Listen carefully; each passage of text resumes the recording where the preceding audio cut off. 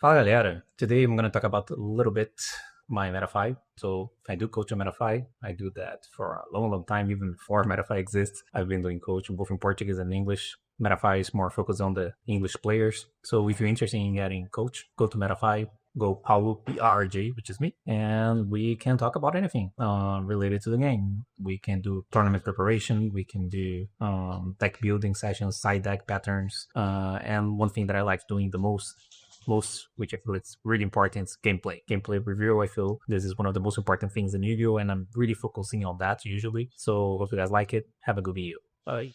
Fala galera, so today I'm gonna start my training vlog once again. I'm gonna play 3 YCSs in a row.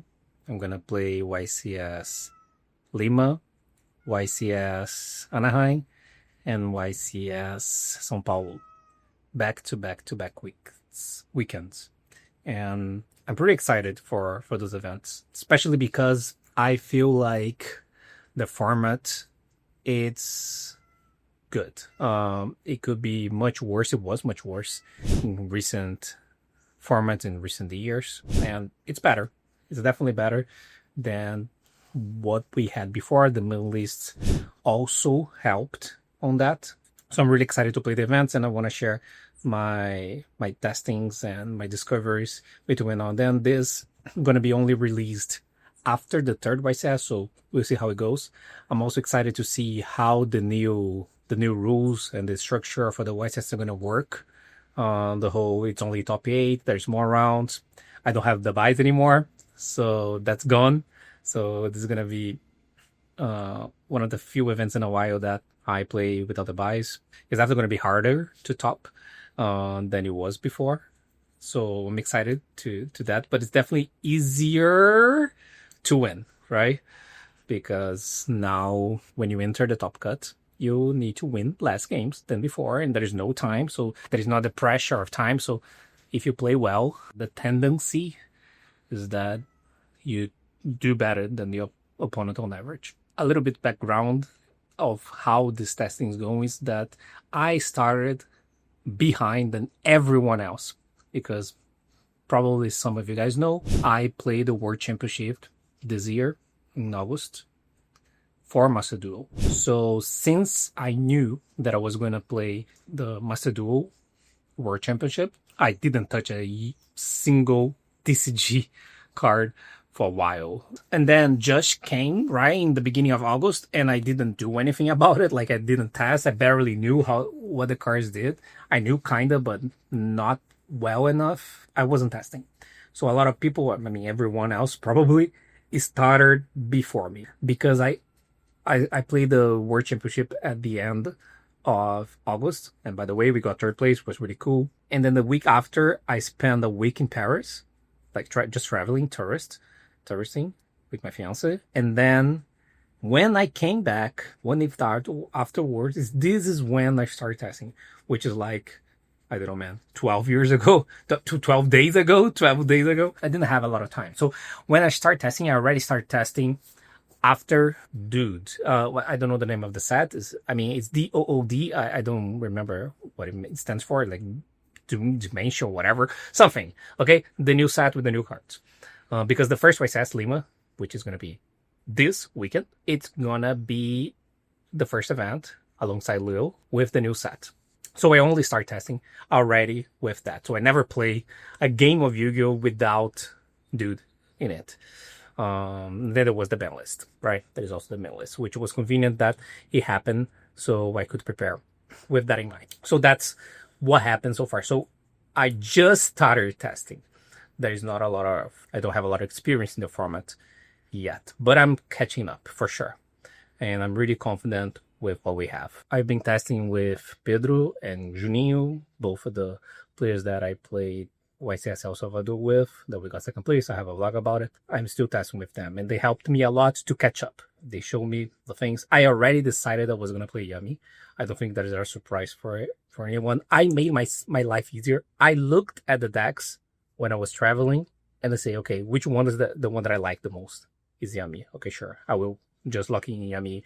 And I'm not going to even bother with deck choice. It's obviously a good deck, and I think it is the best one. At that point, I didn't have the time to test everything and see what is best and then decide and then lock in. And there is no way for me to do that with the amount of time that I had left in comparison to other people. So I needed to like decide a deck right away, and I made my life easier, and I'm glad I did, because I think I chose the best deck on the first try. If it was really bad, then it would be a problem, but it's not. It's actually really good.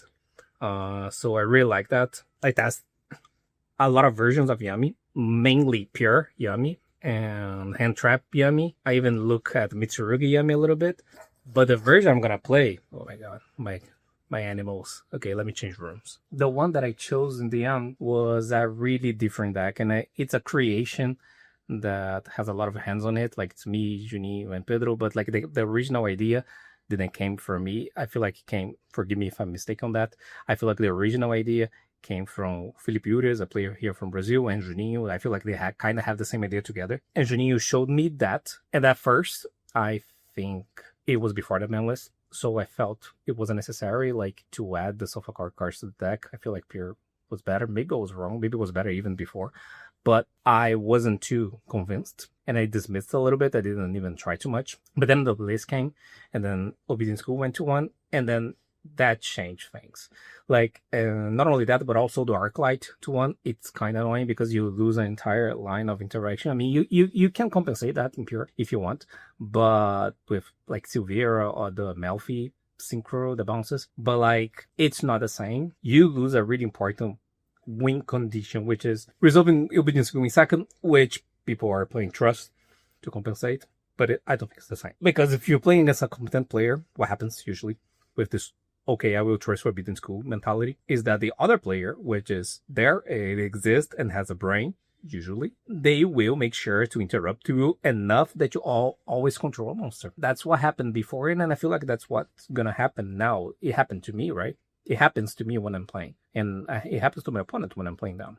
I don't like relying on that, and you kind of need to rely on that. I'm playing the Solfachord cards. I'm not going to play, and I'm going to play that in all, like 99% of the YCS. I'm really liking the deck, and I feel like maybe there is an edge there. I don't know. Like, I do like Pure still. The fact that the Solfachord cards give you lines of push that are not attached to Obedience School pretty much, because the other line of push is engaged, and I'll be honest, like, it's funny for me to say that, but I don't like Engage very much. I do like in Sky Shark and like I did in the past, but I don't like that much right now. First, every time you purge and you have Engage or Hornet, like, it's so annoying. The Solfachord cards are Earth and Light, so they don't conflict with Purge.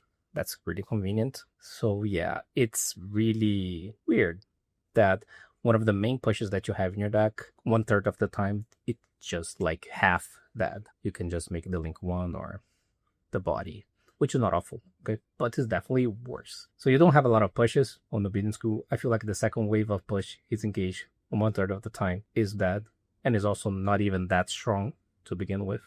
And the other way to push is through Trust, which a lot of the time, again, not live into that. That's what worries me about this version of the deck, and I tried that a lot. I feel like it was the one that I tried the most. I liked it. I mean, the deck's not bad. If it ever, like, let's say I play the first YCS and then it doesn't go well, I just go back and play Career. But I don't think it's a bad idea to play something that people are not used to, especially in the first YCS, because people will not know how to interact, and they won't know how to interact because the cards are new, the interactions are new, and if you do the whole, and one of the biggest selling point I feel like you have in that is that if they play normally, where they try to, because they don't know, I don't play Engage and I don't play the Trust, at least for now. Trust is something that I could still play, but not the Engages. I don't play the Engages. And then they do not know that I don't play Engages and I don't play Trust. So they interact with me, usually, the same way they do normally, which is try to keep a body on the board and book things, right? And that's really bad for them because I don't care. For me, it's better that I keep a body the entire time. This deck is the deck, and I feel like this is another thing that changed after the ban list that made me look again at this list is that Linkuriboh, it felt like it was made for this deck. It's so good. Like, I feel like this is the best Linkuriboh deck that I ever played. It's so convenient. First, you need a link one that you can use, that you can link away Solfachord monsters, right? And Linkuriboh is by far the best one of them because you can use any of them. It doesn't need to be normal summon, it can be special, whatever, right? But most importantly, the grave effect of Linkuriboh. It's broken in this deck because, like I said, a lot of the interactions that they have target, right? So the pop in the mirror match especially, but in other matchups too, but a lot of the effects in Yu-Gi-Oh right now target. So Linkuriboh dodges every single one of them, and also it can tribute face down monsters. So if they flip your stuff, you can make a Linkuriboh link it away, and then you can get the monster back. I mean, you don't get the monster as a monster, you get it as a link one, but it's worth it. You get the monster back. A lot of the time, what happens is that you normal summon, I don't know, man, a name. His normal summon name, you go like, hey, book, right? Like, this happens a lot. You can do something like that. Another thing that I really like is that the consistency of this deck is through the roof. Like, it's much higher than before. I have 19 one-card combos in this list, and the other list is like, I have like 16 or something. But I'm not looking at the one-card combos, I'm looking more about number of pushes that you can have. And this deck has a lot of different pushes, right? You have the normal summon, you have the special summons of the names, you have the special summons of happiness, which going second, it's insane. Sometimes it's 2-3 summons. It's pretty much obedience school. That's how I perceive the happiness going second. It's pretty much obedience school going second, because you most of the time going second you summon 2 level 1s at the same time, and both trigger on summon. Really important piece of aspect, like the effects of this deck trigger on the activation on entering the board. And this matters a lot because a deck like Yummy in the mirror match, they get a lot of value with a lot of cards that you not active, like you place on board and don't do anything at that point because they can like play, tag, and pop and shit like that. And it doesn't happen in this deck because things enter triggering at the same time. Primordia, which is the main normal summon of this deck, it's by far the best normal summon going second into a board, because if you don't play that and you play like Engage, everything is slow. I don't know if you guys can understand what I mean by slow, especially in the Yummy mirror match, and you're gonna see that I'm gonna focus a lot on that because I feel like it's gonna be the most popular deck. Not by far, but it's gonna be. And being slow on the mirror match, what is this slow? It's you put a card on the board and your opponent can do shit. That's being slow. When you put a card on the board and you're doing things when that happening, like you summon Primary effect, that's a card on the board that did something. Up on summon. When you use Engage and summon Hornet, you summon Engage and summon Hornet, and it stops. You can't stop. That's the main thing. Because all you want to do going second is put a link 1 and a name. And if that happens and they let you get there, then the game goes in this crazy game state where I can make a synchro, they can tag, and then I can tag, and then I can bring, and then I trigger, then they trigger, and then it's link 5. You want that. You want that, because being the better player in this type of situation, this is when the game is good. So pretty much what I realized is that this version of the deck put myself going second in this type of situation way more often than the other version, because Engage is slow. You use Engage, you put Hornet, what happens? They tag and then pop with the fucking cookie. This happens like 99% of the time. Or they had the food spell or the pop with the food spell. Like, it's gonna die. Okay? You're not gonna Kagari into Engage, this is not into Hornet. Like, this is not gonna happen. And then you're gonna normal summon monster, and they get book, and then you pass. And then you have trust, and you have nothing to trust into, right? Like, it didn't even use Arc like that. Like, you trusting and negated. The only win conditions, like, is trust into talents or 1-for-1. Like, because you can't obedience school anymore, you control monster. Like, it's so weird. So you want cards that enter the board without either triggering on summon, like a Primordia or a Kutia, or the one that we already play, Gupsy, or you want one that can enter the board without acting VN effect. So that's the other situation when they don't have the link 1 plus level 1 monster on board. So you want to put monsters on board without triggering anything. For example, you can normal summon a name, make a link, don't trigger, summon a name, don't trigger, make synchro, then trigger. This is where you want to be. And there are more cards that I play that make this possible. So this is the context of the deck. I like the those cards because and going first, those cards are really interesting because if nothing happens, right, my combo goes through, I have more interaction than the normal Yummy deck have, because I will have a Omni Negate. And the Link 3, I think the name is Colia. The Link 3 negates anything by special summoning odd scale. Oh yeah, this deck Pendulum Summon. Sorry, Triff. I feel like Triff is gonna be sad. I hope he sees this. Because I'm gonna play Yummy, his favorite deck right now, while Pendulum Summoning, which I feel like is something that he wanted to do. He probably will play this after. But yeah, this deck does Pendulum Summon. It's a really important piece of how this deck plays. So it's that Pendulum Summons. So that's pretty convenient. I feel like he would like to play this. Maybe after Lima, he will see the deck. Unless he knows, I don't know. Yeah, you have the ability to make the Link 3 that negates with the scale. It's Solfachord, the scale usually, because this deck has this whole odd, even scale mechanic, and everything works perfectly on the numbers of the scales and everything. You're probably asking, okay, you're playing this deck, you adding bricks to make this work? Not really. It's an 8 card engine, 3 of the happiness, 3 primordial. That's the main ones. Like, those are starters that do full combo plus more, usually on the SP and the negate on top of everything that you would have done with Yummy normally. So you still have the Herald, and you have a Synchro, and you have the Surprise, and you have a Link 1, and you have the negate, the Colia, and you have an SP, and you have space on the board, and you have everything. Okay? You also have the Scale, which is a Rizal Cross kind of card, but you need to choose between use the Rizal Cross effect or use the Omni Negate. Usually use the Omni Negate, but let's say you got Dark Ruler, now you have the Cross, which is the Scale, the Solfachord or something. So you have that, so you have those 6, those are the main ones. And then you have the 2 one-offs. One is Kutia. Kutia is a normal summon. It's a scale, it's a pendulum, whatever, right? But it's a full combo without the pendulum part. So it's pretty much if you open Kutia alone, you can summon Kutia, get the Solfachord, special Solfachord, and do just like Engage would.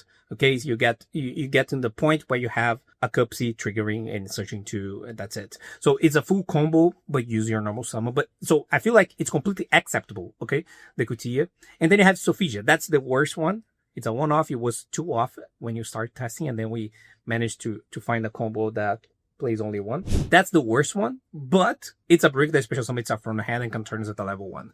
So it's not the end of the world. Like, the worst card that you add into your deck, it's a card that you open and you can say special. It triggers in hand, so you open yourself to Izuna just like a Marshmallow would, but that's alright. And that's the affecting when you summon it. You trigger in your hand and summon, right? And the other effect is that you can either special summon a name from your hand, but in that situation you won't have a name because you bricked with that alone. But the other effect is that you can tribute that and bring something from your extra deck. So usually you have a level 1 there. So that's why Kutia works, right? You go Kutia, get Solfachord special, then you make Linkuriboh, Kutia goes to the extra deck, then you use Solfachord tribute, goes to the extra deck and bring Kutia back. Now you have Linkuriboh and Kutia. Now you can make Cupsy and go from there. So the thing is, this card, the worst case scenario is that it's special summon itself. It's a body. In bodies matter. I can make SP, I can normal summon, make a Mirage, that's true. I can make, it's a level 2, so I can make Arclight easier by using names and that. Like, usually a Synchro 2 and that directly. You don't go through the Synchro 3. So that's the only card that you add to your deck, and I feel like it's fine. I'm not gonna lie. I think it's fine. So what happens is that this deck doesn't have an engage, but it does have the special summons of 3 happiness.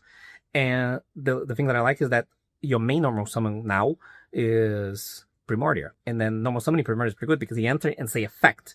And then let's say the negate. You still have the body. They use the negate. It's much different than when you normal summon, I don't know, a Hornet drone. Normal summon a Hornet drone. Nothing happened yet. Right? So it take away your interaction. So if they let you make a Link 1, which is Linkuriboh, by the way, which matters, you can then special summon things. And then you take away the responsibility for a Yummy to be the normal summon. You have other cards to be normal summons and have the Yummies to be the special ones. So you get more push, more lines. And that's the main idea of these cards in the deck, the bunch of level 1s, and you can just turn them into that. Your deck is also good into Nibiru, especially because we play Link Spider. And Link Spider in this deck is insane, much better than Onari.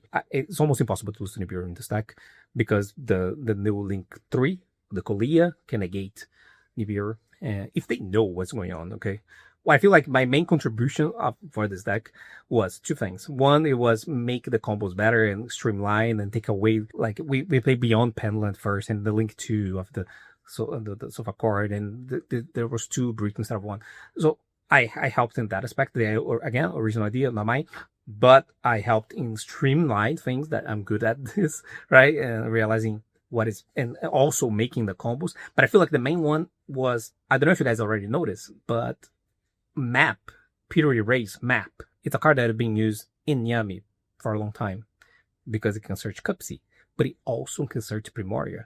So in this deck, you have Map that can search both. At first, you weren't playing it because they don't talk well with each other.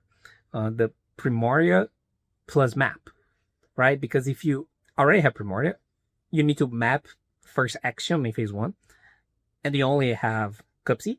And then it's weird because you want to normal summon Primoria. You can even special summon the Cupsy, but you can't trigger ever until the end of the next turn, right? Because you need to normal summon the card that you bring off Piri Reis.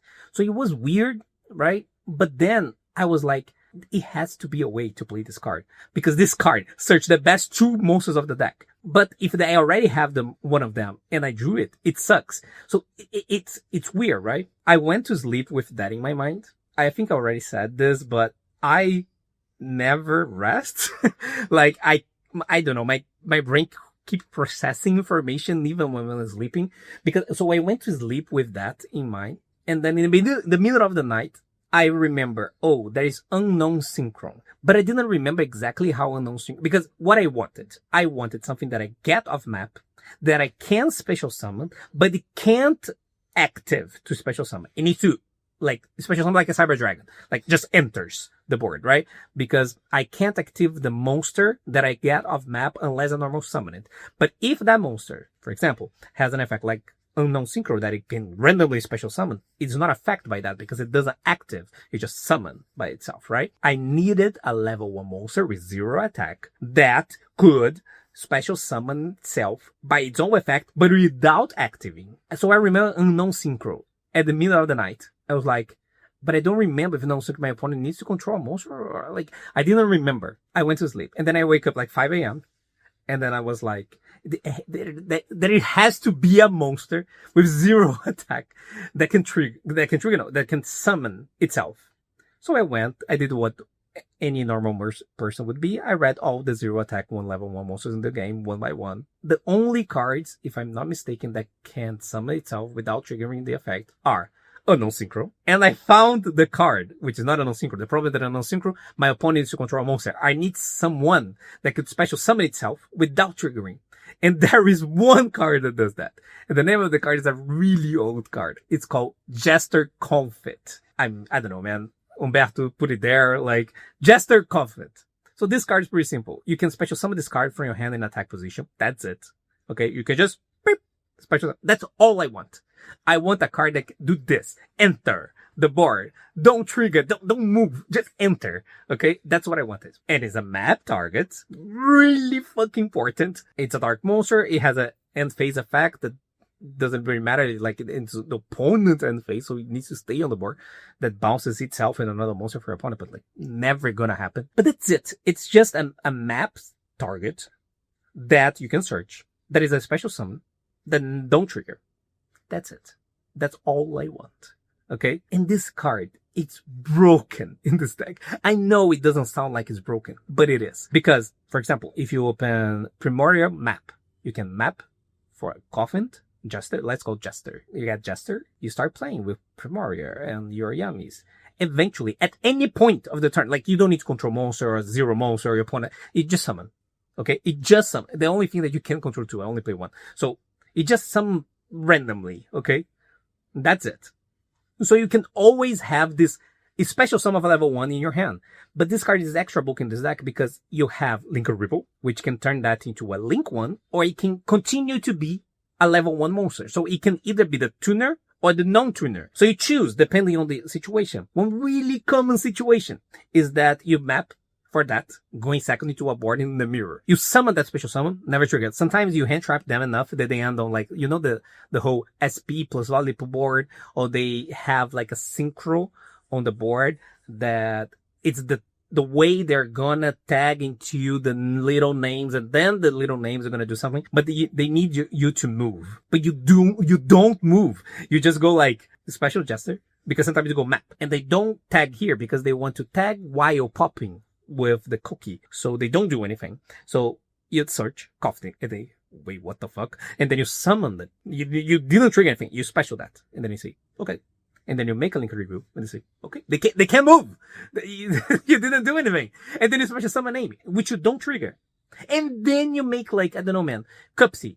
And then this game is completely open now, because you can, if they do, you tag, and then you bring, and then now you trigger, like, and then that's the game state that you want. This card helps so much. And now my map, it's absolutely insane, because I have 3 broken targets with that. I still play 2 because it's a once per turn card. So I play 2 maps, but I feel like that inclusion of the deck, this is my, what I helped, right? The original idea is not mine, but this is. So this one, I feel like made deck so much better, because you see Primordia more, you see Cupsy more, and then if you have one of them or you don't need them, you can get the Jet. And sometimes you prefer getting Jester. That's the crazy part. Sometimes you don't have them or one of them, and you decide to get Jester because it's the card that does something really unique, right? It's a special summon of either a Link or a normal level 1 monster, which is really convenient because you can choose what you're gonna do. That's the idea of the deck. This deck has 15 hand traps, Swallows in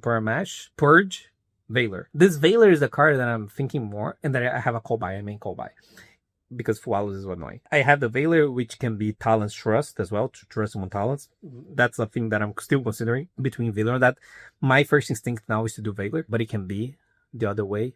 And then, yeah, it had, what is the downside of this deck is that you have less no engine in comparison to, like, let's use Triff as an example. He has 19 hand traps, usually 18. It's usually 18 or 19 hand traps. Let's say 18. So I have 3 less. But I feel like this deck pushes much, much better. It's much, much better going first. This deck is pretty much immune to hand trap. Like, I don't even know how do you lose going first besides Swallows. The win rate that I have with this deck going first is absolutely off the chart. I don't even remember the last time I had a deck with such an insane higher win rate going first. I don't even know how I lose, because I have so much engine and they all complement each other. And they're all good into the no-engine of the metagame right now, besides Swallows. And even Swallows is playable. Like, a lot of the time you play on the opponent's turn. If they don't have a way to negate your Yummy, right? You give them 1 or 2 draws and you do that. Like, it's completely fine. You lose when you get Swallows and your hand is like a bunch of monsters. You don't have a high draw defense or something like that. And then you can lose, or you break. But it's so hard to break. You had 19 1-card combos. It's so difficult to break. The idea to have more engine in this deck, it's funny to say, but at least in the mirror, you can win with engine going second. In this deck, not in the mirror. Like, in the regular mirror, you can't. Like, with the engages and the trust and the obedience skew, if you only have engine in the mirror, you're gonna lose. But in this deck is different, because your engine is different. You have happiness, which can use if you have control monsters, whatever. You have a normal summons that triggers. You have the Piri Reis, which it's all of them plus the Jester. So you have so many ways to do that. I'm really excited. As you guys can see, I'm really excited. I feel like, I don't know if this is the best deck. Okay, it is a really risky idea because the only people who test that, it's us. So I don't know if that's going to be. That's why I don't even suggest you guys to do. I mean, you're going to see this later, but I don't even suggest to other people if this is the best way to play the deck, because it is risky and it's really different to play. But I don't know. I feel like maybe this is how you can do well in those first events, having something that they will play really wrong. Like, one thing that happens a lot, like, they don't know what the Solfachord cards do. You summon Primordia, which searches anything, right? They see the card and they say, okay, I don't know what they're gonna do. They just negate it. I mean, it makes sense for them to negate. And then you have like 1 billion extenders after that. So, like, the negates don't do anything, but you can't let the card resolve either, because the combos is stronger, right? It's not just Herald and doing shit on their turn. It's also a negate, right? And if they Dark Ruler you or drop it, you also have a negate on the scale. It's so much harder to get board breaking into, which is approach that a lot of people are doing against Yummy. They can't hand trap you, they can't board break you. It's just insane. I feel like it's just really difficult to play.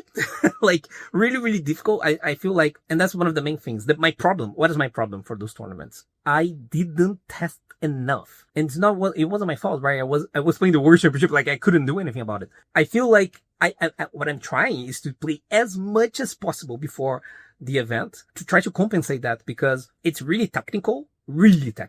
I think this might be something special. Like, it can be. And there is 3 YCS in a row. This is the perfect situation. The only bad situation for me specifically is that I couldn't play enough. So maybe the first YCS is not going to be the one that I'm going to win. I don't know, because maybe I'm going to do mistakes and I didn't play enough against the decks. Like, how many times I play against a Draco Tail? Like 15 times? Like, it's not even that, I think, right? Like, I play a bunch of Yummy Bureaus, I guess, but like, how many times I play against a Sky Striker? 4? Like 3? Like, you know, because there's not a lot of time. The tournament is this weekend, because I need to figure out the deck first right now and the really testing part. Yeah, I probably don't have the volume and the time to do the volume, but I will try as much as I can and try to compensate that with volume now. Maybe in 2 weeks from now, YCS São Paulo, when I have like 2 weeks until then, and then I'm playing between the YCS, it's better. But like, I will try my best to do as best as I can at first. And then there's a side deck. I will show the cards. Of course, I don't have all of them, but I will show what I have, and you guys can see the list and see if it's going to change for the next YCS. But I'm really happy with this. It's really unique. It's really different. I'm really happy that we achieved as friends. Okay, let me show you. Let me show the engine first. So there's 3 cups and 3 marshmallow. I played through marshmallow for a while, but then I decided, okay, I want pushes going second. Marshmallow is a push. So I played 2 cookie, 1 lollipop. I don't think it's bad to have a lot of names, okay? I would play more names if I could, but you would need no engine too. And I still have the obedience, okay? I mean, I can randomly do the obedience. And that, I mean, there's some, you know, as you guys can see, I don't have the cards. So the Solfachord cards I don't have, like, this is Primordia and this is Happiness. So these are the main ones. And this is Kutia, okay? And I have the maps and just the coffin, the broken card, okay? This card is insane. As you guys can see, look at the effect. You can spell some of this card from your hand in the face-up attack position. That's it. You just summon. Okay, you don't trigger, you don't do anything, you just summon. If you do, you return this card. If you do, return this card and one face-up monster your opponent control to the hand during the end phase of your next opponent's turn. Like, this never happens. And you can only control 1 per turn. That's it. 0 attack, dark, spellcaster. That's it. You just summon it. So map can get that, and Primordia, and Cupsy. Okay, then you have the bricks, right? Like the quick play, which I only play 1 now, completely fine. And the field spells, and Solfachord, okay? And you have the no engine here, which is Purge, Follows. If you want to play more hand traps, you could, but I don't think it's worth it because I feel like the quality of the hand trap drops. I feel like the next one would be Bell, but I hate Bell going first. Really bad. Even the good matchups like Draco Tail, I don't think Bell is that good into Mitsurugi as people think. I do side Bell here, but I don't think Bell is insane against Mitsurugi. It's not that good going first in the mirror too. Like, I don't know. I'm not the biggest Bell believer, and I feel like adding more hand traps is just adding worse cards in comparison to the ones that you can play. And I have the call by because Follows is probably one of the few ways you lose games. It's not that bad going second right now. So that's the main deck.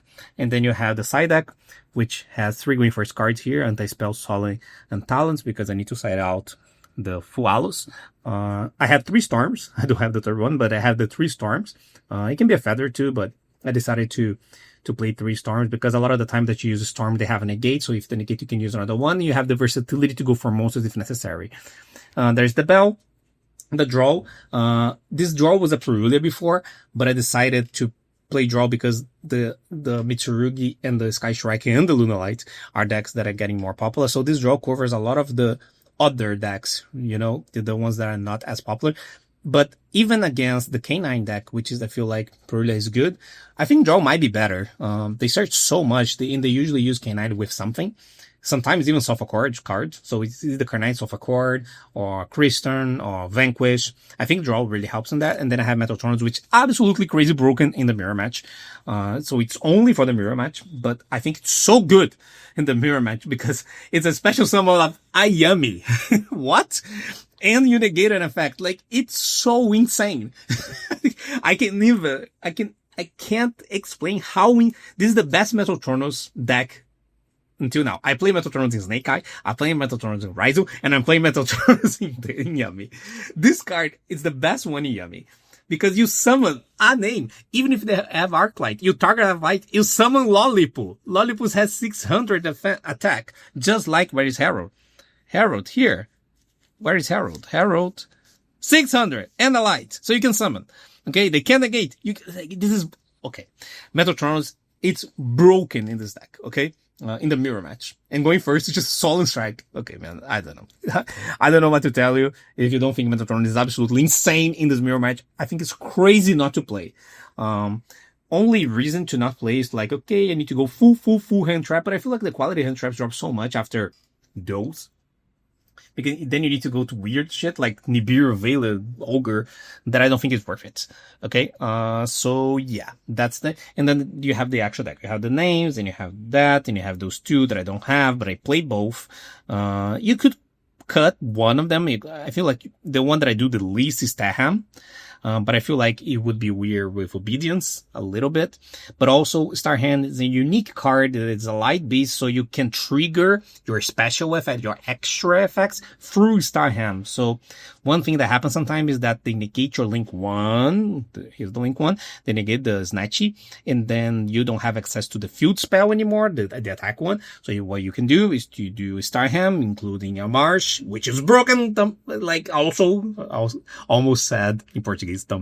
It's also really broken, and then you can trigger that, and that will trigger the special effect to bring this from deck, and then you can get that card anyway. So you have Linkuriboh, which I don't have for some reason.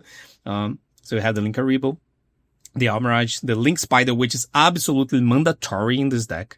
This is how you beat Nibiru 99% of the time. You don't do much. You only do if you get Nib, but you beat Nib like almost every single time, because what happens is that you play with those cards earlier, usually, and then you always have a name in hand eventually, or a way to special summon, like a Jester.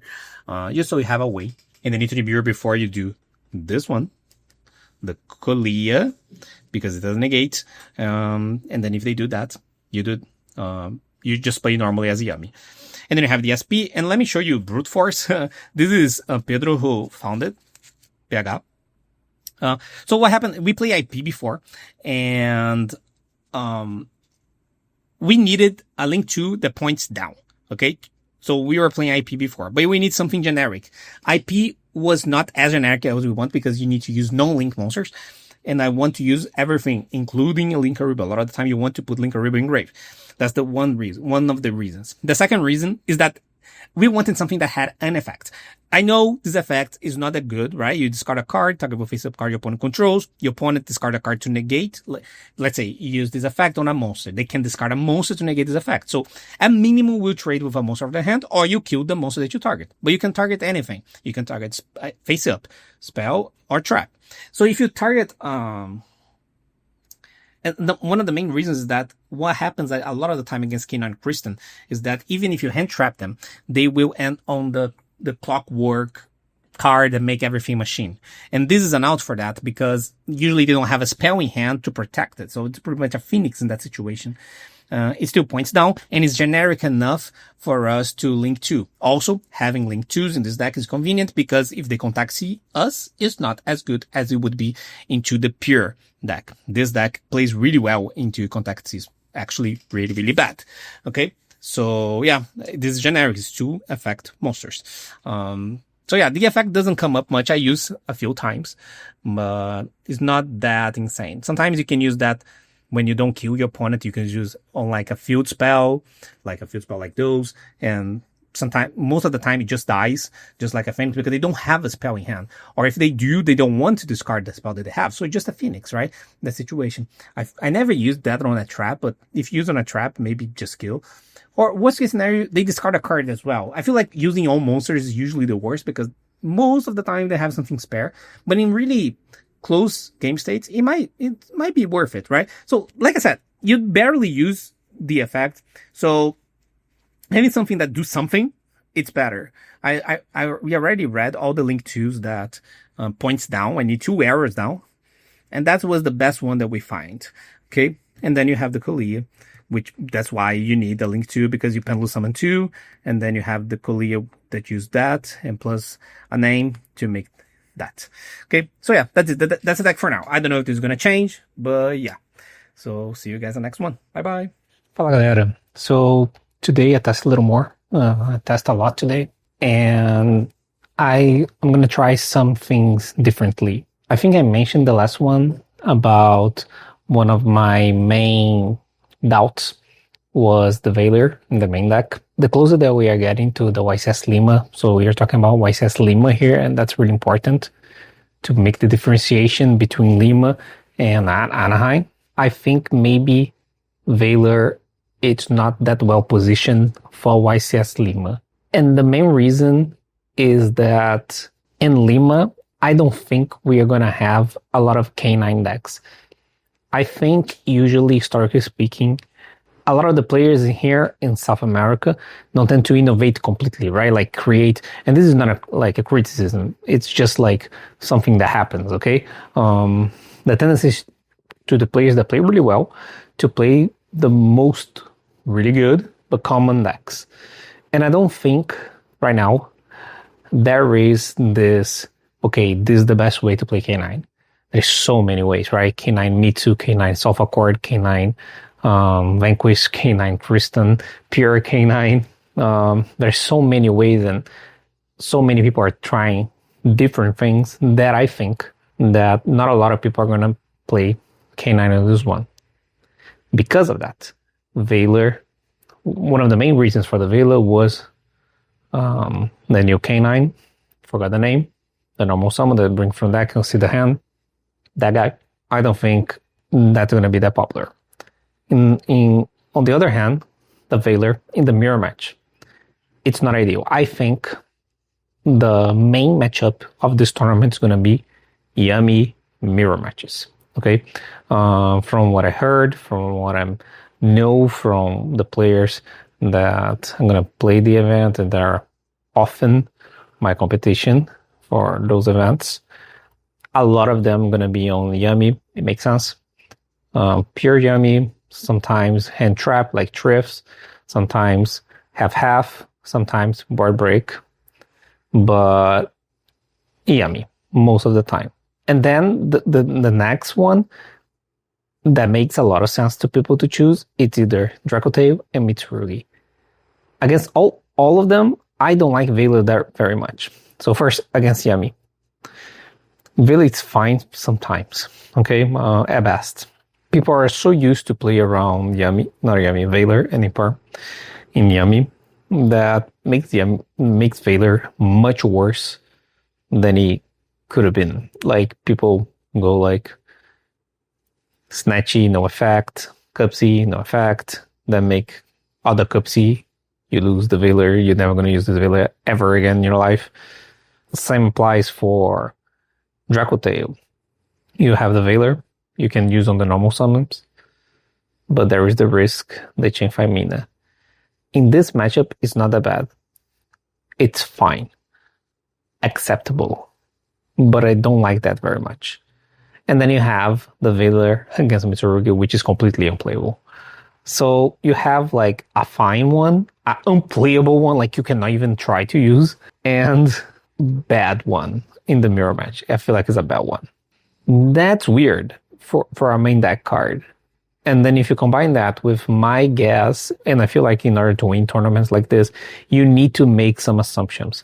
And this is one of the things that I want to, to explain here, or to, at least this is the way that I approach those tournaments. Again, my main goal of the tournament is winning the tournament. I mean, obviously if I top it, we'll be happy, but like, if I really want to win. So I need to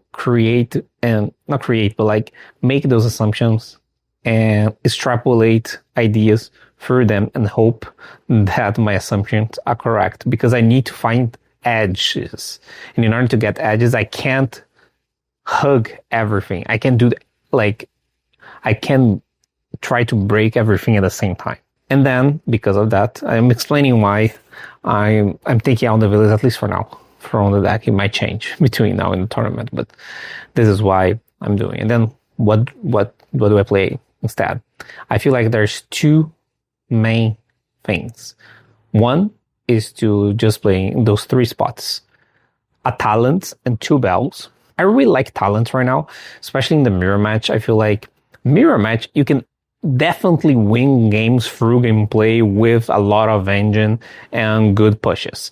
Like, that's definitely doable, and this is why the metagame is not as bad as other metagames where you couldn't do that with Rise in the mirror matches, for example. Or you couldn't do that in Snake Eye mirror matches, for example.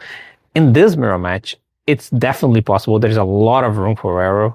Like, it wasn't like Snake Eye that you go like Apollo's effect, like Apollo and then IP, then SP. Like, you just keep clearing board is so easy. Same thing with the tornado that you go every time your opponent say a word, you go Chang and then you kill. It's not the same. There are a lot of rooms for mistakes because there is so many quick effects that your opponent can make a mistake, and then if you give your opportunity, you can definitely win a game with a good engine and 1 or 2 board break-ish type of cards. And talent does really well in that situation. So I do like talents also. Talents definitely make my going first better. There is not that many hand traps. Like, Draco Tail plays a lot of hand traps, so that's good for talents. And the mirror match, sometimes it's a lot, sometimes half, but like one that is always there is Wallace, that is also Ash, so you have like at least 50% of the time they will have a hand trap. It's definitely more than that because people play more than 6, usually more than 6 monster hand traps. So at least 50% of the time, this talent is going to be live, and talent being live going first is really, really, really strong. One thing that I like about talents in this deck when you get Wallace is that you can definitely like end on. You get Wallace, you see their hand, and then you can see how many draws you need to give. And then you take away maybe the out for the Snatchy, or if they have something like that. And then this game now is really winnable. It's really different than when I played Rizio, Finsmith, and then I got Wallace on Lurie or something. And then even if I talents, I felt like I lost. It's not the same. So that's a really big upside of talents into Fualos. I'm not going to say it's a now to Fualos, like an indirect out, but it's really close to that.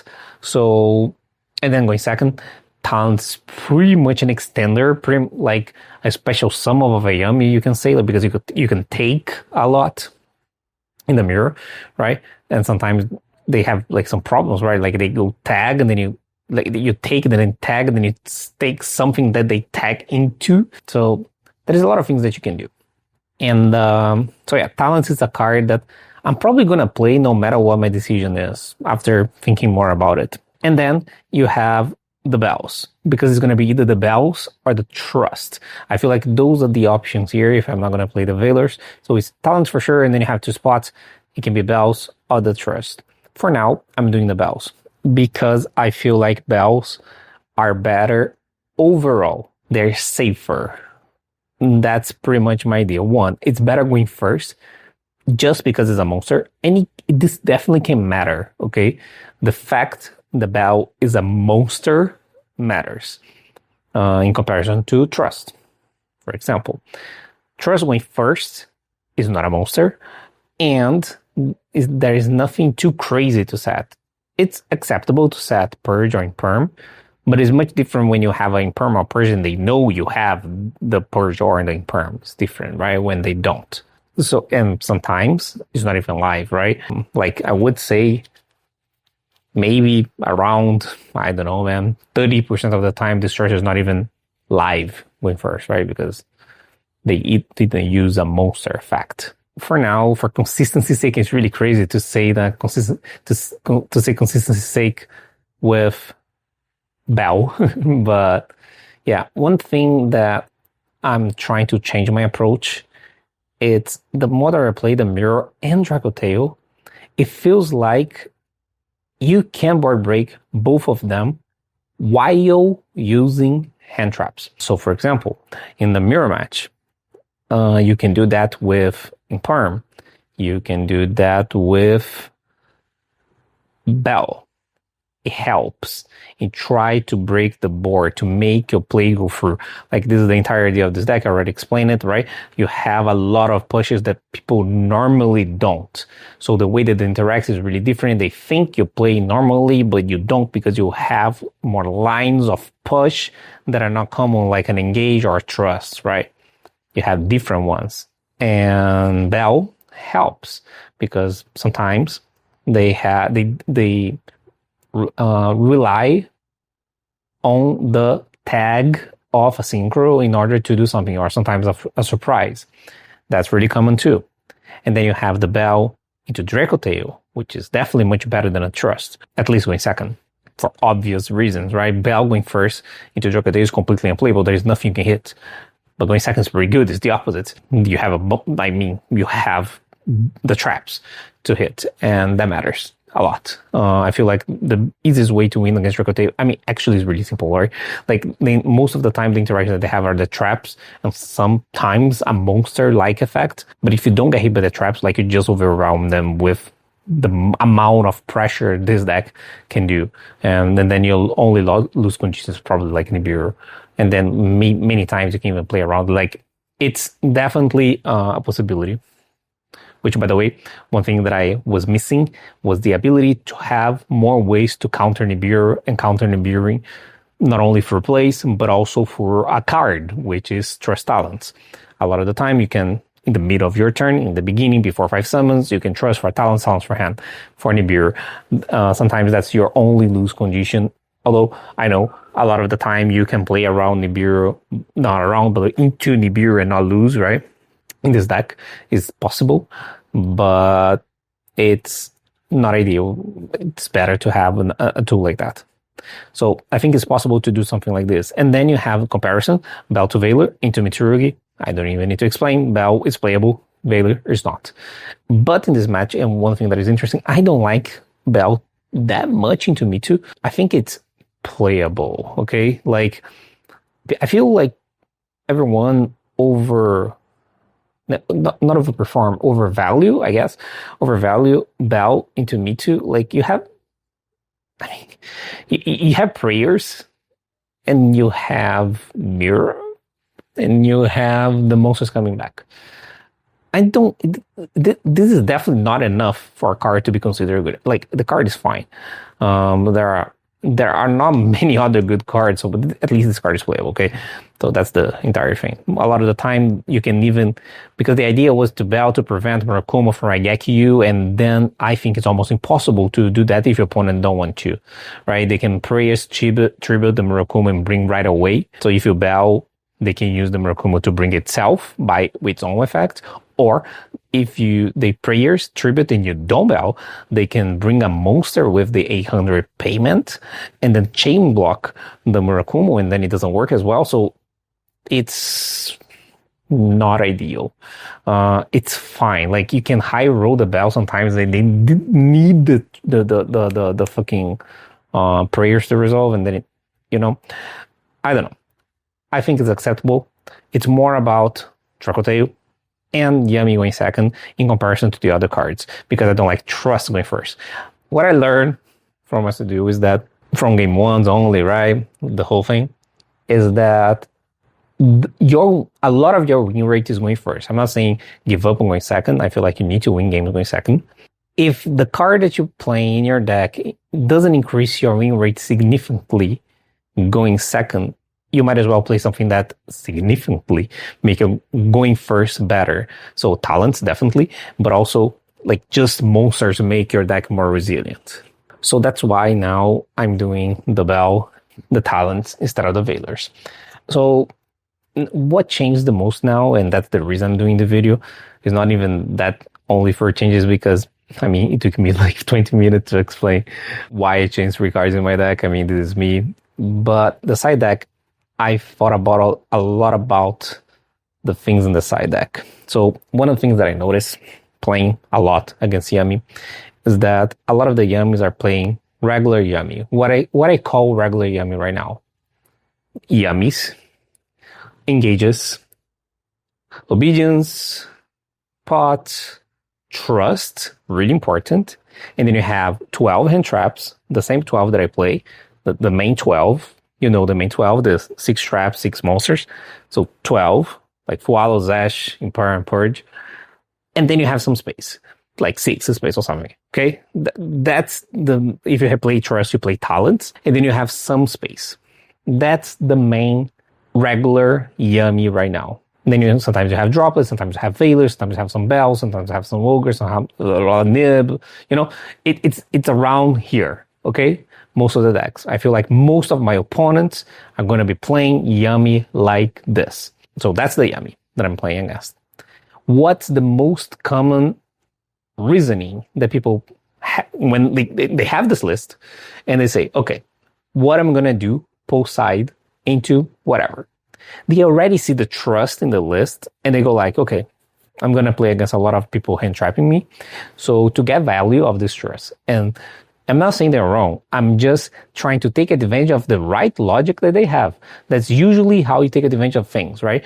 You don't need to agree. You need to understand what people are doing, see what they're doing, why they're doing. They are probably correct in the level 1 reasoning, because this is level 1 reasoning, right? They look at the trust and go like, okay, I have trusts in my deck. What should I do? I should play some cards that I can set off trust.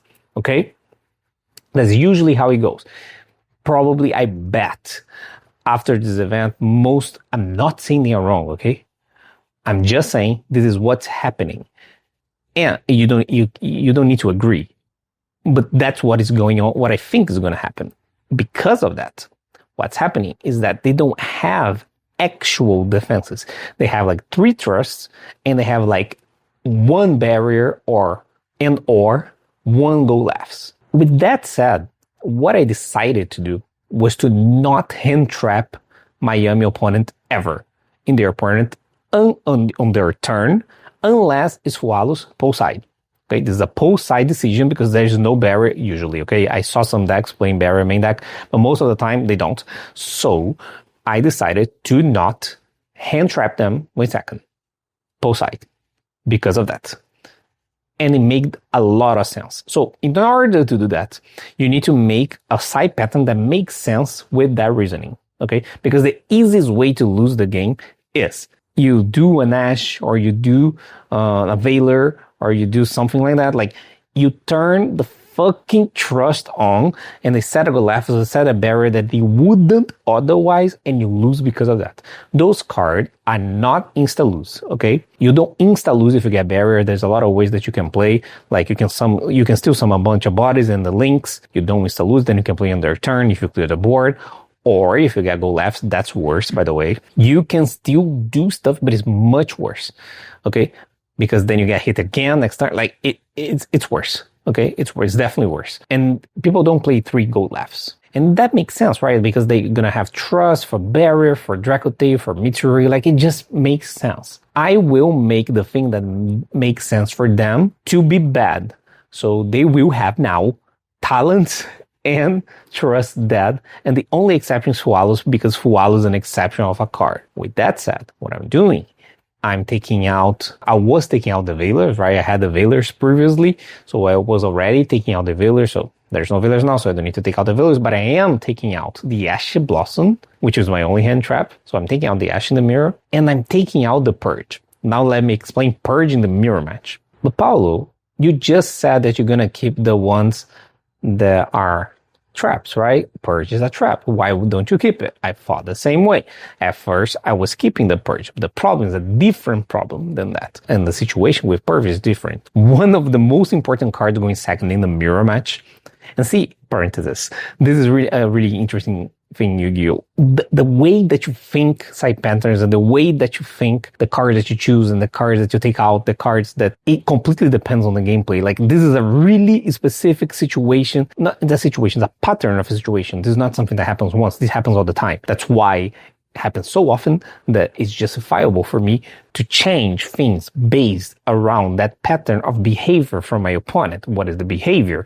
The behavior is they see Yummy, they look at my monsters, they flip them face down. Linkuriboh is a really important card to punish this behavior. This behavior makes sense, okay? They are afraid of getting trust into obedience, so they are gonna do that, like all the time. This happens all the time. They book my shit. Linkuriboh is a card that punishes that, because instead of booking 2, now they book 1. I get an extra monster without doing anything, just by existing, okay? Because I'm gonna do Linkuriboh. Eventually, Linkuriboh is gonna be in the grave. I have a face down monster, then the Linkuriboh is gonna tribute that face down monster and come back to my board, and I'm gonna special summon Yummy now because of that. And the difference between winning and losing, like, this can be a really difference between winning and losing. I was already really annoyed by the whole purge engage situation with the Kagari, and there is much worse, right? Because it's an actual card that you can draw into. But here is something that you are in your extra deck, but you summon that all the time in second because of the situation. But when you purge, you can't do it. So the only justification to have purge, okay, this purge needs to be broken, and it's not,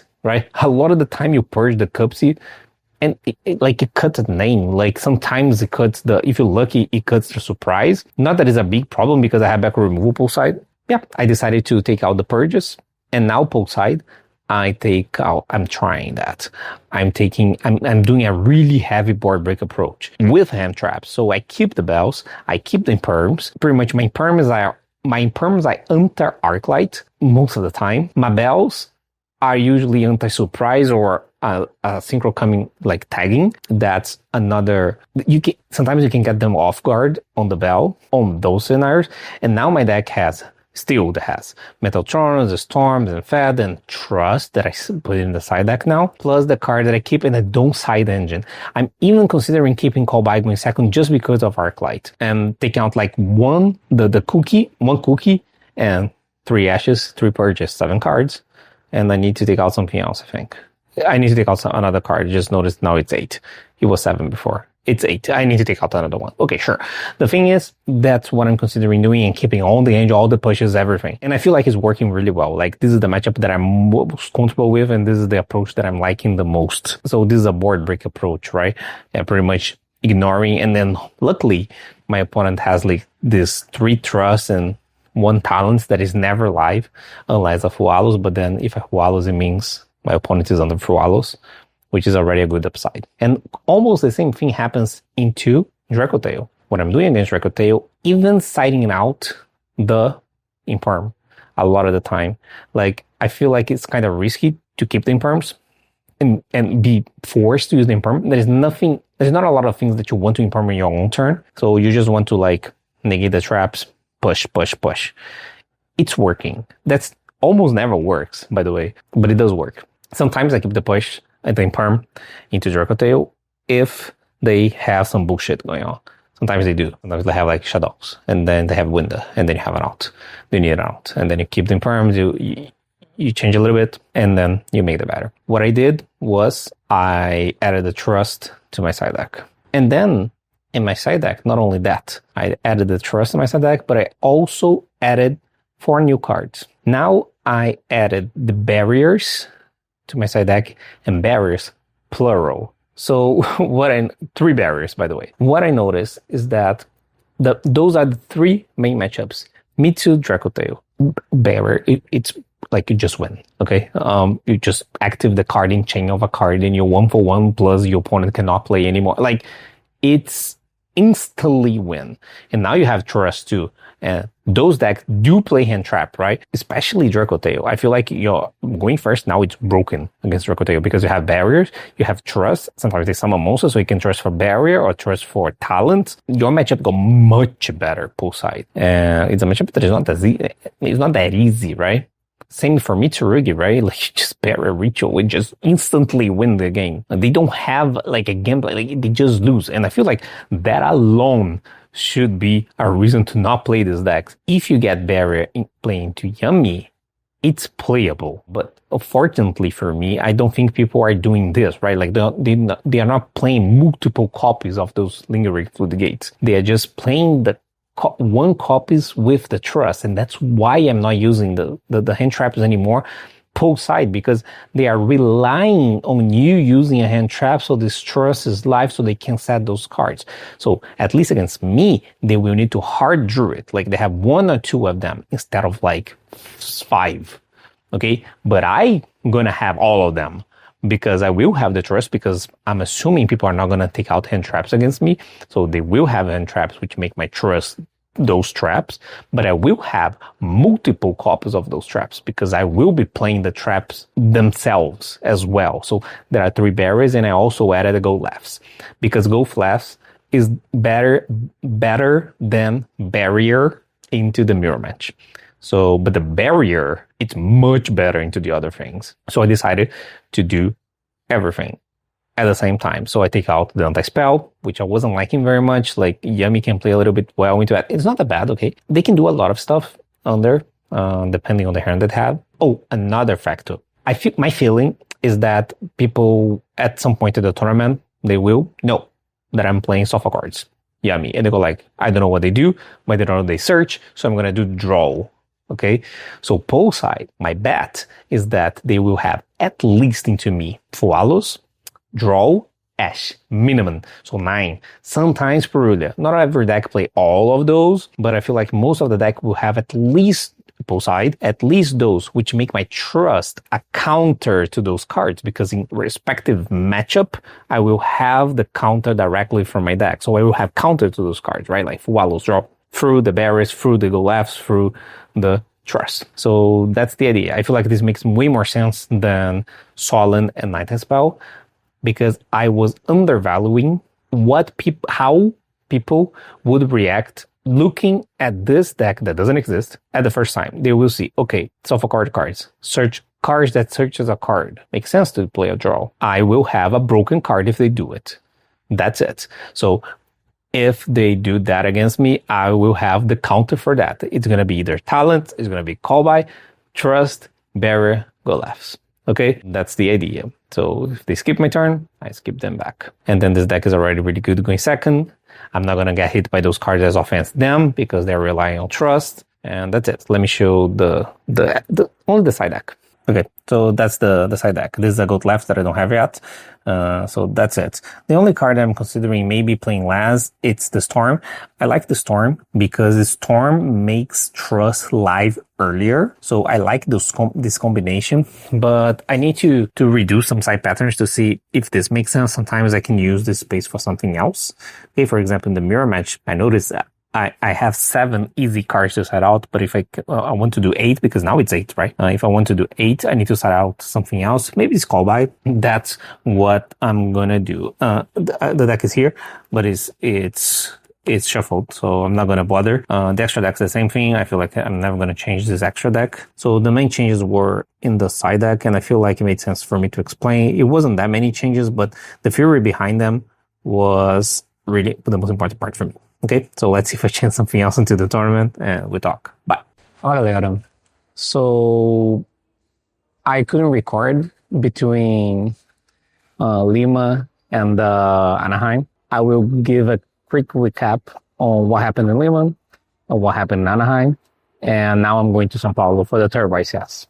In Lima, I did well. I top 32 the event, I guess. So I got 18th. I lost last round to Kamal, which, by the way, won the YCS Anaheim 1 week after that. It was pretty much a top 16 match because if I win, I think I would have topped because my tiebreaks were really good. Unfortunately, losing made me be out of top 16 as well.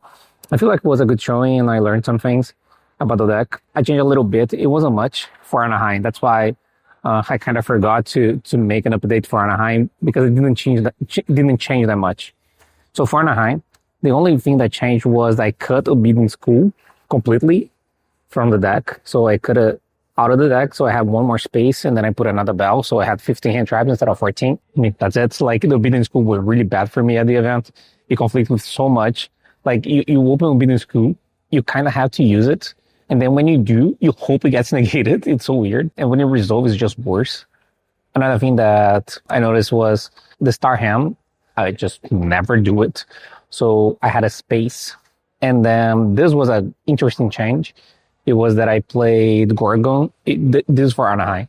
I played Gorgon instead of that, because Gorgon not only it's something that helps you to try to beat the Luna Light cards, but also it's a Metatronus target for Murakumo because the increase of Yummy Mitsurugi and you still want to play Metatronus. So it doubles as that, but also when you have an IP, which I'm now playing as well, instead of a Brute Enforcer, you have ability to end on IP sometimes, and this IP can go for Gorgon and do something different than SP would be, which is just banish. I feel like that it's really interesting because, especially against Murakumo, they go, let's say, chilling 1 Murakumo, you go chilling to 2 IP, I bring Gorgon on the air, and then you point to Murakumo, then you negate it. So having a way in engine to negate Murakumo, really convenient, and it's not that difficult to end on IP. So that was another change. The side deck, I need to remember how my deck was for Lima, but so for Lima, I didn't play Goat Laughs. And then for Anaheim, I played 3 Goat Laughs. I think it was a mistake to not play Goat Laughs in Lima. I mean, not necessarily Goat Laughs, but something going first that will be used well into Yummy, pure Yummy, and also against K9s. I thought, and that was a mistake, the barrier I could get away with only barrier, but it mattered in a negative way. Like I lost at least a game where I drew barrier into Yummy instead of another defensive card, and it sucked. Like it was so bad. And also I use myself as an example. My experience was I got barrier a few times and I won most of them, because pretty much what happens is that you summon a bunch of monsters, you have the link and you attack over things because the monsters are big, and then you pass, then you have like 1 Snatchy plus, I don't know, 3 level 1s, and then you can play your opponent's turn. That's a really common way to the game to develop.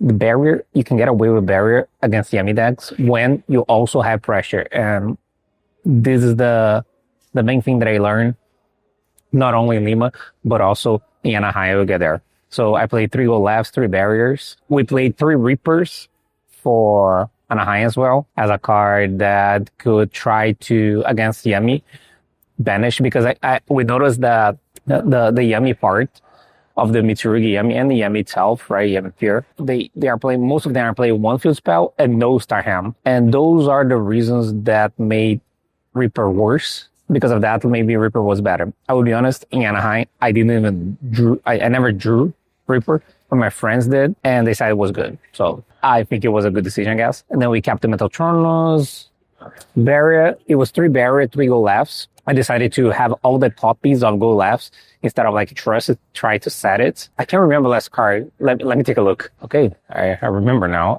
Really big change, I forgot. The last card in my side deck was in Perm, because the draw went to the main deck. So I still have 15 hand traps, but the difference is that in Perm now is inside and draw was in the main deck. I feel like the players that did that, that noticed the trend of maining draw, it wasn't everyone, but a lot of people did recognize that, did better at the Anaheim YCS, and we did that as well. Yeah, I played drawing the main deck. It was fine. And yeah, that was it. That was the changes in the deck. I feel like the most impactful one probably was IP Gorgon, which I mean, I did IP, but I never did Gorgon at the YCS. Draw was fine as well. And yeah, that was it for my YCS. I did 2, but I did 2 as X3 already. So I had no chance of top 8 when I entered day 2. So I was only playing for possible top 16. I won the first 2 rounds and then I lost. And then I dropped because I went to say X4 and X4 couldn't top 32 even. So I dropped. Out of my experience, out of the event, right? I think I played better than Lima, which is interesting, right? Because I did worse, but I played better. I feel like my understanding of the deck is higher. It's bigger. What I noticed is also that I won a lot of games.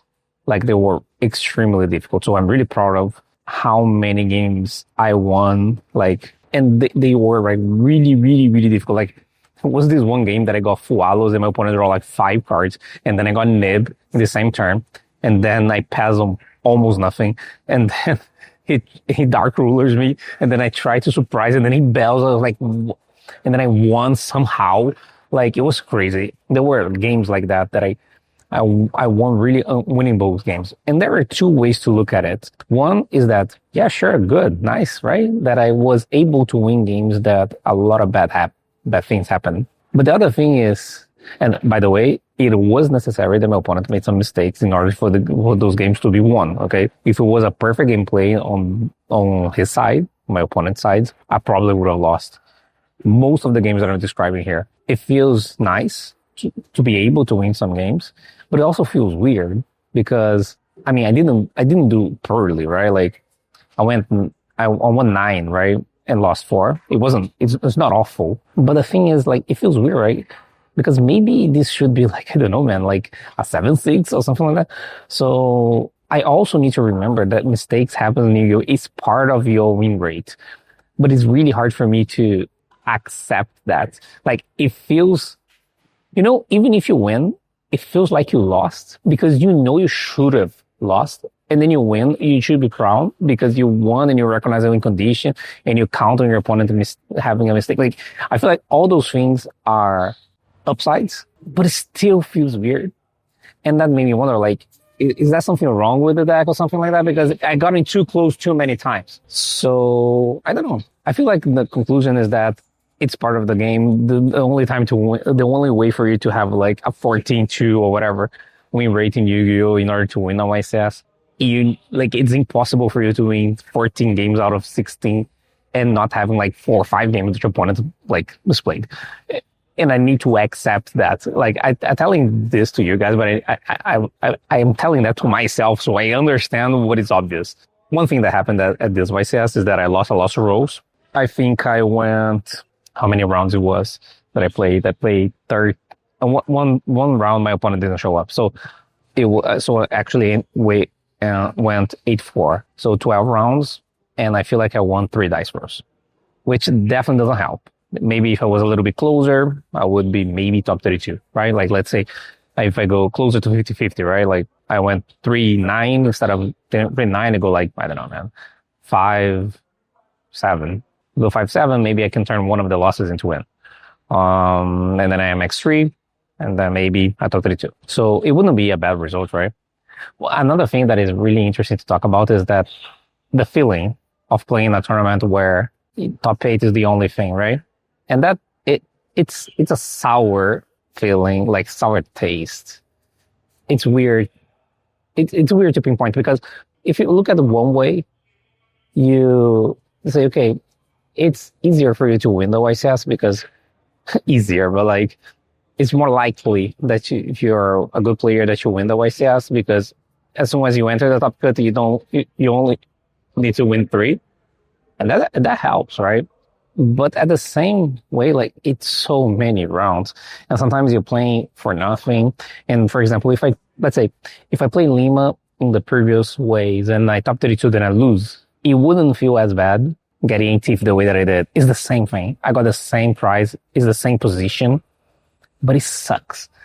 I don't know if it is just a me thing, but the feeling, it's annoying. I don't know, just venting. For example, playing day 2 knowing you cannot win the event anymore, but you need to continue to play because you still can get like a Veiler, which is money, right? It's so weird. It's so weird that you are in the event that you know you cannot win anymore. It's so weird.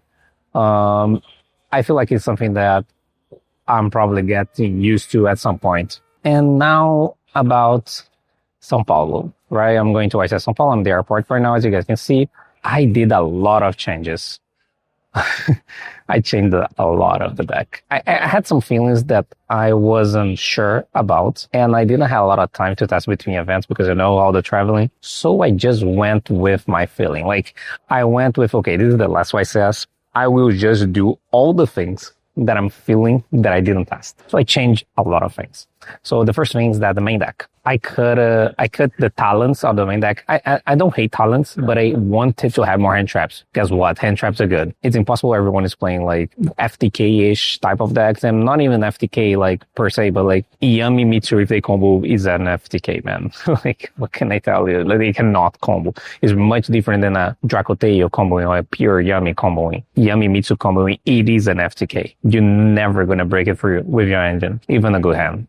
Really unlikely. It feels like an FTK. You're gonna treat it as an FTK, which is playing hand traps. So I felt that I wanted more hand traps. So now I have 17 hand traps. So I went 14, 15 or 17. So what I did was I cut the talents. The talents went to side deck, and then it really pains me to do this, but I cut the maps and the jester. I love the jester and the map. That's the first thing that I need to say. I love, like, the jester and the map was so good. I loved it. I love it. I feel like it was such a good decision. How many games, how many times I won because jester was the push that people wasn't expecting. It was so good. The jester was so good. The only problem is that draw is not really popular and map sucks into draw. And that sucks as well. I feel like some people were playing draw for in the main deck for last event, everyone was siding. But now I feel like in here, everyone is going to main it. And unfortunately, I need to make my deck a little bit better into draw, even game one, which means I needed to cut that. So I cut 4 cards. So I cut the maps, the jester, and the talents. So what I did, I added 2 hand traps. Oh yeah, I got a bell too, because now bell is a 2 off. I decided to have 3 imperms instead. So my 15 hand traps are all the 15 that you can think of, plus 2 bells. So Ash, Purge, Swallows, Draw, Imperm, 2 bells, 17. And then I have, okay, I don't remember. So I added a 9, so my consistency is still fine. So I added a second Lollipop, which also makes my deck a little bit better into draw because the punish to draw is drawing Yummies. So I added that as well. And the other thing that I added was a cross out. That is because after playing the 2 events, I would say like 70% of your lose, the way that you lose going first, 70% of the time is swallows. Like it's just swallows. I just added all the cards that negate swallows. That's it. I was resistant to do that because I didn't want to have cross out. We have the ability to negate like engine cards from your opponent. I mean, I still can do it, but like it's much worse going second than it was in previous situations, right? It's still fine. I just added a cross out because you just lose to swallows. Like if you pinpoint, I lost 7 matches, right? Between the 2 YCSs. I think I lost so many games to swallows with no outs. It's so annoying. For example, this YCS. Unfortunately, my opponents drew swallows a lot. And unfortunately, I never negated a swallows this event. To say that I never negated, I negated a swallows twice. And both times he had 2 swallows. So I ashed twice a swallows and both times my opponent had another one. I needed to play under swallows a lot of the time. I won some, I lost some. But if every time swallows resolve, it feels like you're gonna lose. Like the likelihood of you losing that game becomes really high. I just needed all the copies of cards that negate it. So yeah, that's what I did. And then I added the cross out. So that's it. So I added the cross out, I added perms. And then I had another name. So that's the main deck. The side deck then. The side deck changed. I changed, I think, everything. I feel like the only card that stayed was Metal Tronos. So okay, let's go by parts. The first thing that I did was I cut the Reaper and I added Gamma Delta Driver. I did that because I wanted something more generic. I think Reaper might be better into Yummy decks, but I was feeling that I was a little bit thin on the side patterns going second into many other matchups. Because I look at my side deck previously, I had nothing for them to side out, to side in going second. And I needed them to be hand traps, and it can be Reaper, it can be anything. Because now that all my hand traps in the main deck, like the 18, 17 in the bell, in the 1 bell in the side deck. I had nothing to side in. I needed something to side in. So I decided to put the gammas in the driver. Never tested in this deck. I'm just feeling it might be good. Okay. I'll be honest. I have a feeling maybe it's the time to do it. So I have two deltas, gamma driver. I had the bell, the 3rd bell that is not in my main deck, is in the side deck. I also have a talents. I have the 3 Metal Tronos. I still like it. I feel like Metal Tronos against Yummy decks is really good. I considered playing Artalion for Metal Tronos as well, but I decided not to at the end of the day and just side the Delta and the Gammas against Chocotail. And then the last big change is that instead of having like barriers and blow lefts, I cut all of them. And I'm playing Solemn cards. Pretty much 1 Solemn Judgment, 3 Solemn Warning, 2 Solemn Strike. I did this because, and I feel like this is the biggest change of the deck. I did this because I was having a really weird feeling out of the Fluid Gates and the way they perform at the YCS, especially Barrier. Like Barrier is really good against 2 decks. Out of the main decks, Mitsurugi and Rakoteo. Against those two, barrier, it's insane. No questions asked. Really good. A lot of the Mitsu are Yummies, so they're not pure. Against Rakoteo, barrier is definitely better than the other options. But one thing that was really annoying me was going first against K9 decks and against some random decks. I was kind of forced to set some barriers and go left. Like, it's not ideal. I just wanted something that say, leave. You know, like, leave. I want the card to die. Like, I don't want them to stay and then I need to call something. Like, I just want the card gone. I lost more than once with barrier and go lefts, and that it's unacceptable because I have a card that I'm going first card only, and I lost. I cannot lose with a going first card only in my side deck, at least not as much as I did.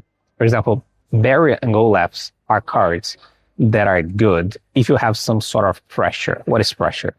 It's like a way to play at least a minimum in your opponent's turn. For example, a name and two names, right? Like Snatchy plus a level 1. The problem that what happens sometimes, you get Fualos and you end on that, and then you go Dark Ruler, you drop plus you, imperms you, and then now you have no pressure, and now you have a barrier or a go left.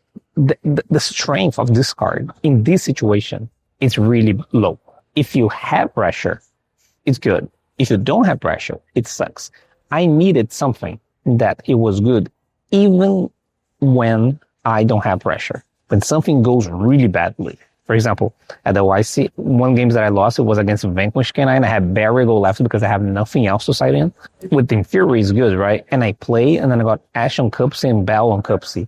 Like, I tag, and then he bells, and I had nothing. So I had only Bell and Bell and go lefts. No pressure because I had no monsters. And then he normal summoned Mad Love.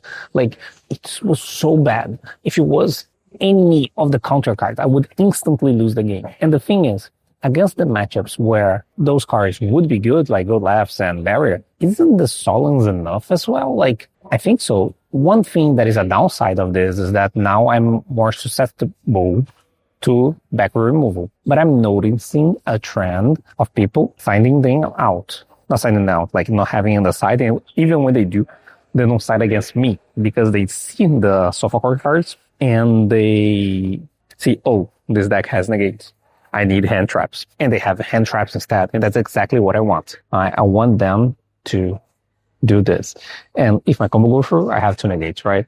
So it would prevent my back row. My deck is more on the risky side now. Because if I have a lot of cards that can be destroyed. Face down, I have strikes and warnings and metal chronos.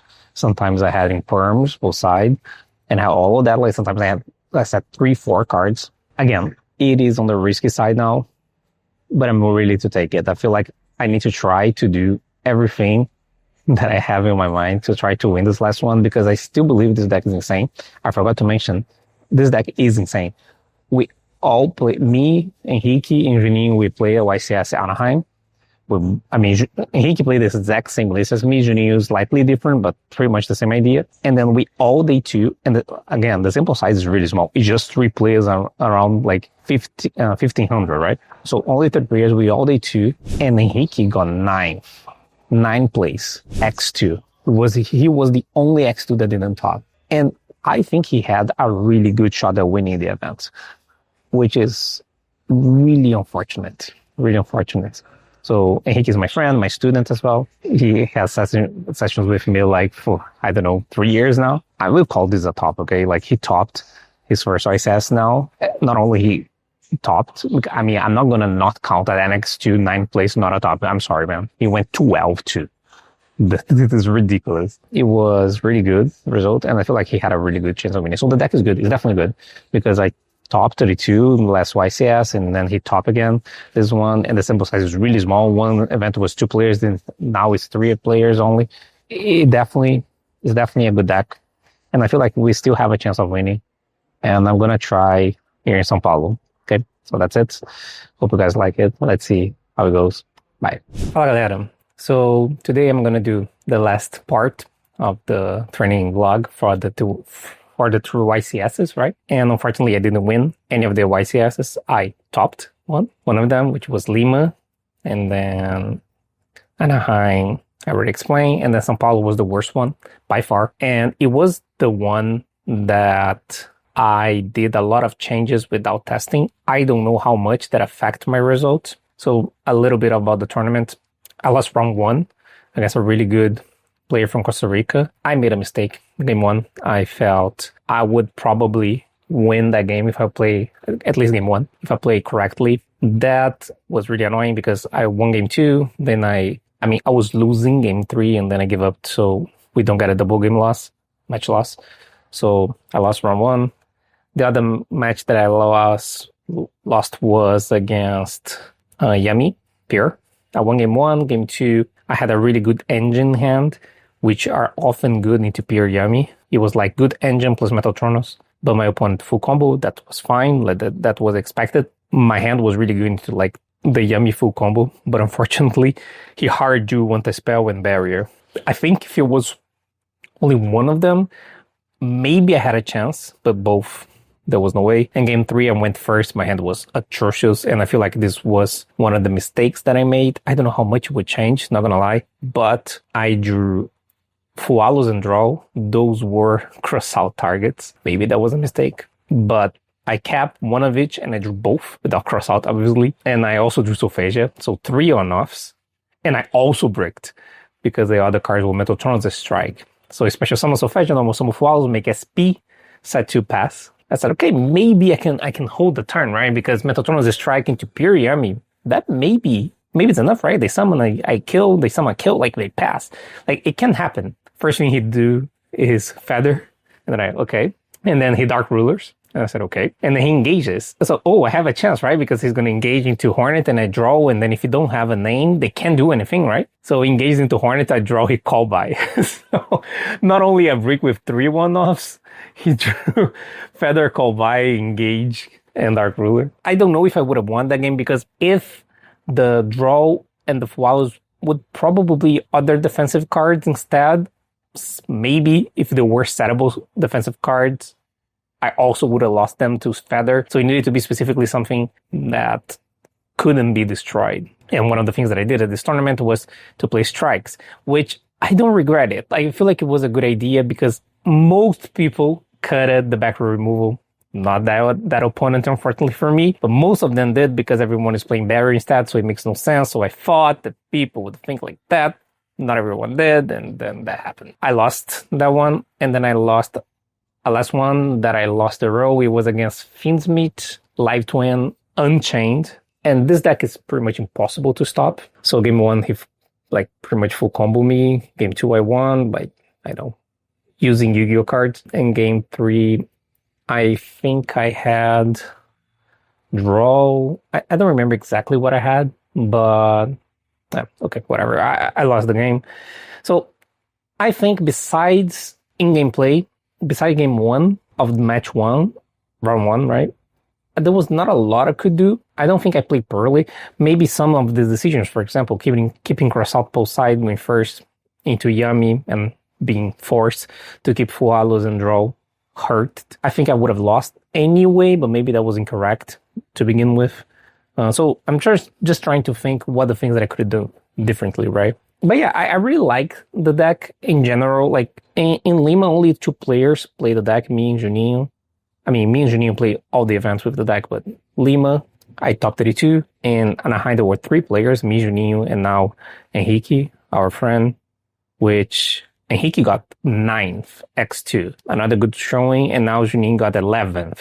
So each one of us got a good result at one YCS with a small sample size. So I don't know. I feel like it's really hard to win a YCS. We all know that. But I wish we could at least have like a top 8. We had a result that was top 8 worthy. 2 of them, right? Because Juninho's was also X3 and X3 topped. I think the deck is good. And I will try more things moving forward. I have Pittsburgh next. I'm probably going to start recording a vlog for Pittsburgh and Bologna, because if I'm not mistaken, there is Pittsburgh and then 1 week apart and then there's Bologna. And I think all of the YCS is going to be in the same meta. Nothing's going to change. There's not going to be no ban list, no new releases. I think maybe only the branded deck, if I'm not mistaken, for Bologna. But that's it. It's probably not something that completely changes the metagame. I think maybe for this YCS, I should have tested a little bit more.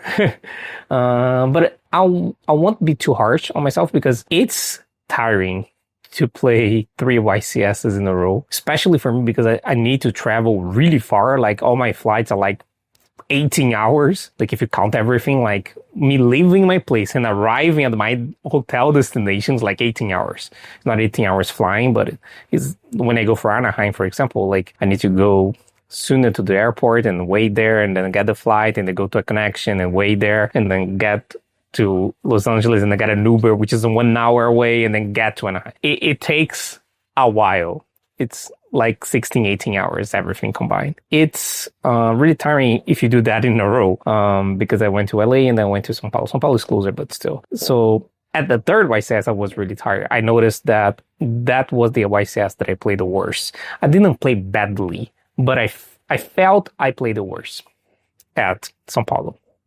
The results show. One thing that I should have done was to warm up like before the tournament started. It's something that I used to do and I do sometimes. I just didn't do this time for some reason. And I felt like being not warm up before the tournament. So I will do that for sure next time and play some matches. Like I wake up 3 hours, 2 hours earlier, play some matches just to be on the mood to play. Yeah, I hope you guys like it.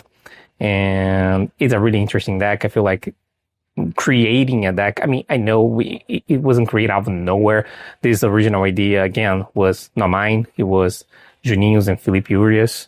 But we worked on the idea, and I feel like we made something really cool. He was really popular in Brazil, the deck, because it kind of leaked here. So a lot of people play the deck here, not necessarily our build, because people just knew that we were playing the deck, but didn't know exactly how. The ratios were all weird of a lot of people that played the deck, but they did play.